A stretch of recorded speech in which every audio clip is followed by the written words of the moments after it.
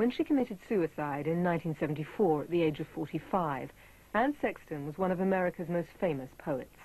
Her passionate and extraordinarily personal poetry about madness, sexuality and death had brought her academic acclaim, public notoriety, and a place in the canon of the emerging feminist movement. Coming of age in post-war America, Sexton, like many women of her generation, saw marriage and children as her primary ambition.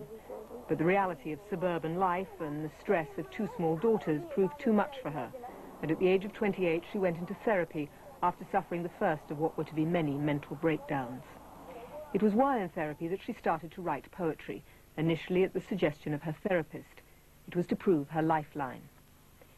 In an age where poets like Lowell and Snodgrass were making confessional poetry respectable, even acclaimed, Sexton's poetic confessions were riveting. Her breakdowns, her relationship with her family, her numerous affairs, and her obsession with suicide all went into print.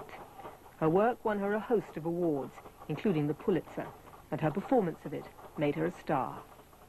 Given her confessional style, it might seem unlikely that any account of her life could shock any more than she herself had set out to do.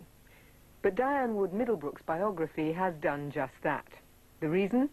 She has used and quoted from some 300 taped therapy sessions between Anne Sexton and her therapist Dr. Martin Orne, thus transgressing one of the fundamental rules of the psychoanalytic profession.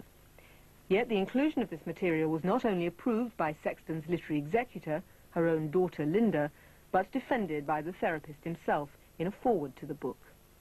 Although I had many misgivings about discussing any aspects of the therapy, which extended over 8 years, I also realized that Anne herself would have wanted to share this process, much as she did in her poetry, so that other patients and therapists might learn from it.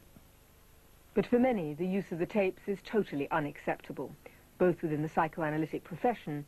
A patient's right to confidentiality survives death. Only the patient can give that release. What the family wants does not matter a whit. And for some parts of the Sexton family itself.